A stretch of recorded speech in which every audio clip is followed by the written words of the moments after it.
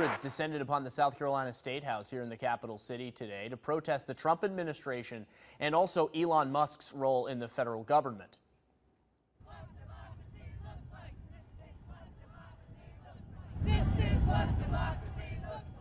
As you can see in the video, the crowd was energized, holding up signs like "No Kings" and "Hands Off."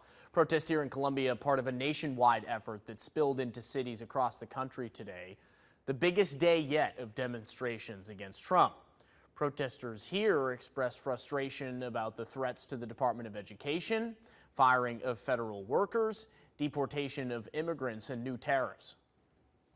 Stop attacking the organizations and the things that are in place to help people with education and disability. There's too much dismantling going on. They need to stop with the tariffs, the trade wars. All this is just disruptive and it's hurting the everyday people. This rally was organized by grassroots groups Carolina for All and 5501 South Carolina.